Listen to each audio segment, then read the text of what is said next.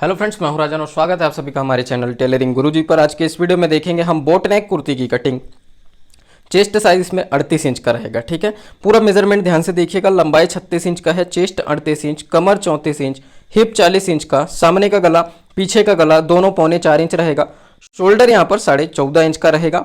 और आगे मैं आप सभी लोगों को पूरा डिटेल से इस वीडियो में बताने वाला हूँ किस प्रकार से आप बोट नेक कुर्ती की कटिंग करेंगे। तो चलिए मेजरमेंट चार्ट को हटाते हैं और मैं आप लोगों को एक फर्मा बनाने के लिए बता रहा हूँ किस प्रकार से आप कुर्ती का फर्मा बना सकते हो। अगर आप इस तरह के पेपर कटिंग्स हमसे मंगाना चाहते हैं, ऑर्डर करना चाहते हैं, तो भी आप कुर्ती के पेपर कटिंग्स के लिए नीचे डिस्प्ले पे जो नंबर चल रहा है उस पर आप पूरी इंक्वायरी कर सकते हैं। देखिए फ्रेंड्स, ये पेपर जो है ये डबल फोल्ड है। इस चीज़ का थोड़ा सा ध्यान रखना, ये पेपर डबल फोल्ड है और जैसे आप कपड़े को बिछाते हैं वैसे ही मैंने पेपर को बिछाया है। आप कपड़े पर भी इसकी डायरेक्ट कटिंग ऐसे ही कर सकते हो जैसे मैं बता रहा हूँ। तो सबसे पहले हम शुरुआत करेंगे लंबाई से। ठीक है, और उससे भी पहले बेसिक काम हमें जो करना होता है वो ये होता है कि आपको स्केल से एक सीधा निशान यहाँ पर इस तरह से लेना है। ये चीज़ बिल्कुल बेसिक है, आप सभी जानते हैं। एक सीधा निशान आपको यहाँ ले लेना है। ठीक, इसके बाद अब बारी आती है लंबाई की। तो उसके लिए जैसे सामने और पीछे पल्ला हम अलग अलग यहाँ पर कटिंग करते हैं। तो पीछे पल्ला बड़ा रखते हैं हम, ये चीज़ मैंने पहले ही बताया कि 1/2 इंच बड़ा रखते हैं पीछे का पल्ला, तो उसके लिए एक निशान और लगाते हैं। ठीक है, ये दो चीज़ करने के बाद आप लंबाई नापोगे। ये थोड़ा सा बेसिक चीज़ है, इसको ध्यान रखना। इससे क्या है, कुर्ती जो है आपका पीछे की तरफ नहीं झुकेगा, पीछे पल्ला अगर थोड़ा सा बड़ा रखोगे तो। अब देखिए यहाँ पर ये इस तरह से टोटल लंबाई ले लेते हैं। लंबाई कितना है, 36 इंच का। तो चलिए 36 इंच पर लगाते हैं निशान। ये इस तरह से एक निशान 36 इंच का। और उसके बाद जो हम मार्जिन लेते हैं जैसे 1 इंच का, तो ये 1 इंच का मार्जिन नीचे मोड़ने के लिए होता है ये कुर्ती को। अब स्केल लेंगे, इस निशान को सीधा आगे बढ़ा देना है। ठीक है फ्रेंड्स, ये ऐसा, ये हमारा नीचे वाला हिस्सा है, इस चीज़ को ध्यान रखना। ऊपर वाला हिस्सा कौन सा है, ऊपर वाला हिस्सा ये है। इसमें हम शोल्डर मेज़र करेंगे, गला मेज़र करेंगे। तो चलिए दोनों लगातार बता रहा हूँ, पहले शोल्डर को फिर गले को। जैसे बोट नेक आपको बनाना है, आपने बॉडी मेजरमेंट लिया और जो मेजरमेंट मैंने बताया वो कंप्लीटली बॉडी मेजरमेंट है। ठीक है, शोल्डर आपने लिया 14.5 इंच आया बॉडी के नाप पर। तो 14.5 का हाफ कितना होगा, ये होगा 7.25 इंच। ठीक, ये इस प्रकार से। लेकिन हम बोट नेक बना रहे हैं, थोड़ा सा यहाँ पर शोल्डर कम कर लेंगे, ज़्यादा नहीं, 0.5 इंच भी कम कर लेंगे तो भी चलेगा। 1/2 इंच कम करेंगे, बहुत बढ़िया है। 0.5 इंच भी कर लिए तो भी चलेगा। यहाँ पर इस तरीके से आपको शोल्डर का अनुमान लगाना है। एक सीधा सा कैलकुलेशन मैं आप लोगों को बता देता हूँ। जब भी बोट नेक कुर्ती बनानी है, आपने बॉडी मेजरमेंट में जो भी शोल्डर लिया सीधा सीधा 1 इंच कम कर लेना और हाफ करके निशान लगा देना। तो 13.5 का हाफ करके यहाँ निशान लगा देते हैं। ठीक है, ये कैलकुलेशन बिल्कुल क्लियर होना चाहिए कि किस तरह के गले में किस तरह का शोल्डर आपको रखना है, वरना मिस्टेक होगा। तो ये 6.25 आएगा। ठीक है, 13.5 का हाफ, 1 इंच हमने कम किया 14.5 से। कंफ्यूजन ना हो इसलिए चीज़ें मैं बार बार रिपीट कर देता हूँ। अभी देखिए स्केल लेंगे, स्केल की मदद से इसको हम सीधा इस प्रकार से मिला लेंगे। ये करने के बाद बोट नेक में गले की चौड़ाई हमेशा ध्यान रखना, नॉर्मल साइजों में 3.25 इंच गले की चौड़ाई आपको रखनी है। 4 इंच रख लोगे तो भी कोई दिक्कत नहीं है, लेकिन उससे कम नहीं रखना है। ठीक, जैसे यहाँ पर हम निशान लगाते 3.25 इंच का, ये हमारा गले का चौड़ाई होगा।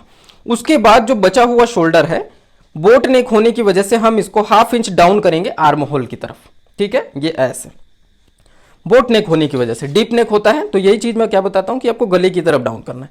कॉलर वाले में हाई नेक पैटर्न्स में और बोट नेक में थोड़ा सा आर्म होल की तरफ डाउन करना है। कॉलर वाले में 1 इंच करना होता है। ठीक, ये चीज आपको बिल्कुल क्लियर रखना है। ये पीछे पल्ले का भी वैसा ही शेप दे देते हैं। क्लियर है। अभी देखिए बोट नेक गले को ही मैं सबसे पहले समझा देता हूं। तो बोट नेक गले के लिए आप क्या करेंगे, गले की जो गहराई है ये लगभग 4 इंच रखनी है। गले की गहराई 4 इंच रखनी है, ये इस प्रकार से। उसके बाद एक स्केल हम लेते हैं, छोटा स्केल का यूज़ कर लेते हैं, गले का शेप है तो ये इस प्रकार से इधर से मिला लिए और ये वाला जो निशान है जो हमने ऊपर 3.25 का लगाया, नीचे भी 3.25 का लगा करके मिला देंगे। ठीक है, अब देखना बोट नेक गला बनाने के लिए गोलाई जो दी जाती है ना, वो गोल गले से डिफरेंट होती है। कैसे डिफरेंट होती है, यहाँ से आप दूरी नापोगे 1.5 इंच, ये ऐसे।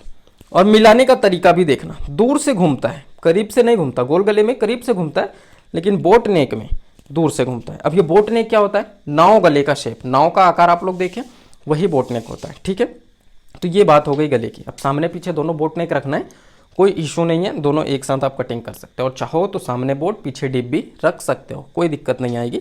पीछे गला आपको अलग से काटना पड़ेगा, शोल्डर वही रहेगा। ठीक, अब यहाँ पर बात आती है आर्म होल की।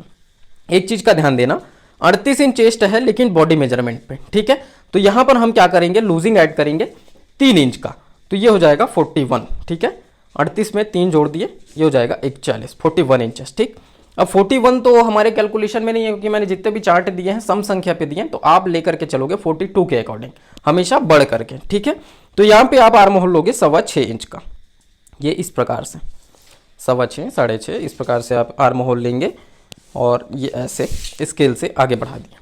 ये चीज़ बिल्कुल क्लियर है। बोट नेक पैटर्न होने की वजह से आपका आर्म होल भी डाउन होगा, इस चीज़ का ध्यान रखना। आर्म होल आपका 1.25 इंच अंदर की तरफ ये इस तरह से डाउन होगा। सामान्य पल्ले के लिए ये चीज़ बहुत ज़रूरी है। ये हो गया। अब बात करते हैं आर्म होल गोलाई की। तो बिल्कुल बेसिक वर्क रहेगा, जो हमेशा मैं आर्म होल के लिए टिप्स देता हूँ वही रहेगा। 1 इंच दूरी से आपकी पहली गोलाई होगी, और वो 1 इंच कहाँ से नाप रहा हूँ उसको भी देख लीजिए। ठीक है, अब देखिए यहाँ पर देते हैं हम गोलाई, तो इसको इस तरह से घुमा लेते हैं और ये गोलाई का शेप दे देते हैं। अंदर वाले निशान से 1 इंच हमने नापा। ठीक, और दोनों गोलाइयों के बीच में ये इस प्रकार से 1.25 इंच का डिस्टेंस रखते हुए आपको ये आर्म होल का शेप देना है। इतना करने के बाद चेस्ट, कमर और हिप मेजरमेंट तो आप ले लेंगे चेस्ट, कमर, हिप का, लेकिन कितनी दूरी पर नापना है इसके लिए आप अनुमान कैसे लगाएंगे। तो शोल्डर पे रखना है टेप। ठीक है, ये इस तरह से हम रखते हैं शोल्डर पे टेप यहाँ पर। और कमर का मेजरमेंट कितने इंच पर लेंगे, कितनी दूरी पर लेंगे, ये एक बहुत ही इंपॉर्टेंट सवाल है। इन टॉपिक्स के ऊपर मैं कभी डिटेल से डिस्कस करूँगा कि कितने इंच पर आपको लेना चाहिए। फिलहाल हम बात करते हैं साइज़ के अकॉर्डिंग की लंबाई 36 इंच है, चेस्ट 38 इंच है, तो इनका कमर जो है लगभग 15.5 इंच पे बैठेगा, 15 15.5 नॉर्मल। ठीक, ये कमर की बात हो गई। इसको हम सीधा इस तरह से मिला लेते हैं। यहीं एक बार फिर से शोल्डर पे रखेंगे टेप और हिप के लिए निशान लगाएंगे।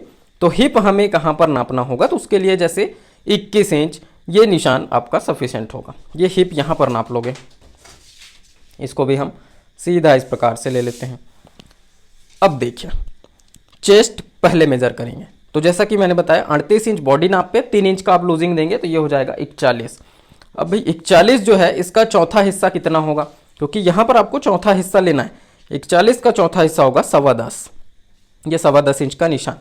कुर्ती पैटर्न है, 1.5 इंच का आपको कॉमन सिलाई मार्जिन यहाँ पे लेना है चेस्ट पे और कमर पे भी।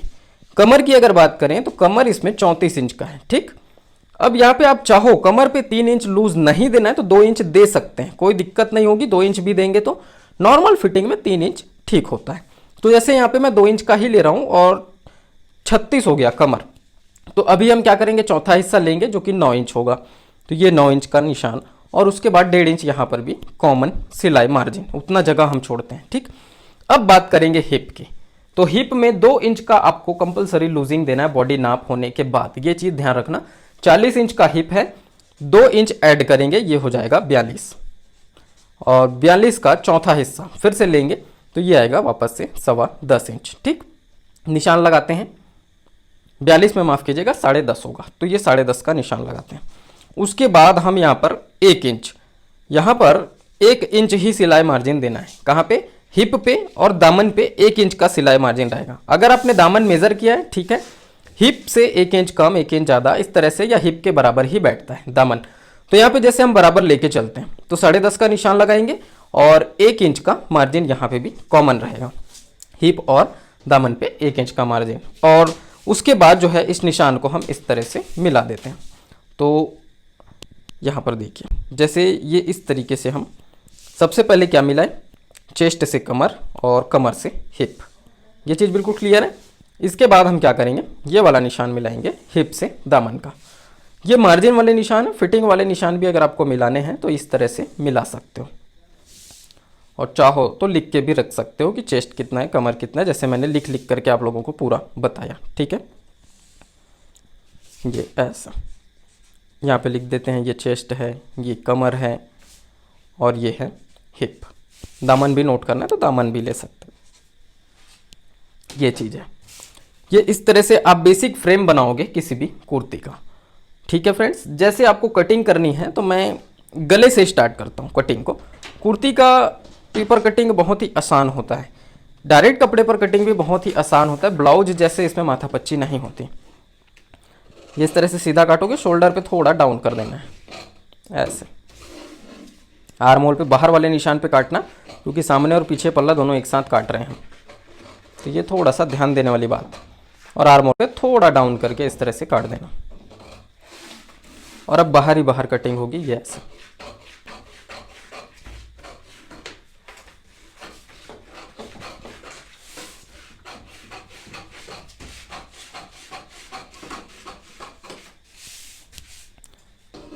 ये हो गया।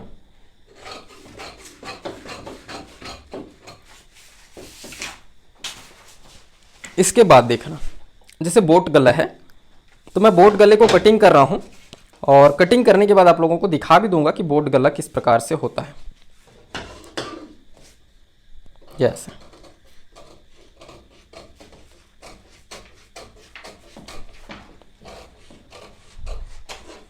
ठीक। अब देखना, ये है आपका सामने का पल्ला जिसपे पूरा मार्किंग हुआ है, ये सामने का पल्ला है। तो आपको आर्म होल और शोल्डर दोनों छांटना है इसमें। कैसे छांटोगे, ये शोल्डर भी आपको छोटा करना है ऐसे, और आर्म होल भी आपको छांट देना है।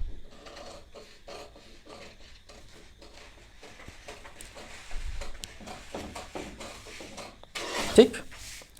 अब जैसे एक चीज मैं यहाँ पे आप लोगों को बता देता हूँ, जैसे आप कपड़े पर कटिंग कर रहे हो या पेपर पे भी कटिंग कर रहे हो, तो चेस्ट पे, कमर पे, हिप पे कट लगा लेना छोटे छोटे। ये कट लगाना जरूरी होता है। क्यों जरूरी होता है? क्योंकि जब हम साइड फिटिंग करते हैं ना, फिटिंग करते वक्त इन कट्स को मिला करके फिटिंग करनी होती है, फिर आगे पीछे नहीं होता। ये बहुत बेसिक जानकारी है, लेकिन ये छोटा सा काम अगर आप करते हैं तो फिनिशिंग और क्वालिटी बहुत अच्छी आएगी फिटिंग की। ये देखिए, इस तरह से छोटे छोटे कट्स लगा देना।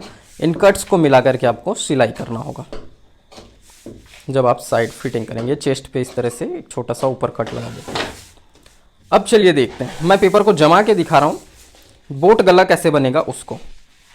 तो ये इस तरीके से इसको उल्टा कर देते हैं, और ये कुछ इस टाइप का शेप आएगा बोट गले का। ठीक। शोल्डर पे और दबेगा अभी हाफ इंच जब आप इसमें सिलाई करोगे। बस फ्रेंड्स, आज की इस वीडियो में इतना ही। आस्तीन की जो कटिंग का लिंक है मैं डिस्क्रिप्शन पे दे दूंगा। आस्तीन कटिंग के ऊपर मैंने एक डिटेल वीडियो ऑलरेडी बना रखा है, जो कि आप लोगों ने देखा, काफ़ी पसंद किया, अच्छा लगा मुझे। और इस तरह की और ढेर सारी वीडियोज़ इस चैनल पर आएंगी। चैनल को सब्सक्राइब करके रखना, बेल बटन दबा के रखना, ताकि कोई भी वीडियो इस चैनल पर अपलोड हो तो आप लोगों को उसका नोटिफिकेशन जरूर मिले। अगर ये वीडियो पसंद आया तो लाइक करना, शेयर करना। चैनल पर पहली बार आए चैनल को सब्सक्राइब भी कर लीजिएगा। पेपर कटिंग्स मंगाने के लिए डिस्प्ले पे जो नंबर चल रहा है उस पर आप पूरी इंक्वायरी कर सकते हैं। मैं राजन आपसे फिर मुलाकात करता हूँ किसी नए वीडियो में नए टॉपिक के साथ। तब तक के लिए जय हिंद।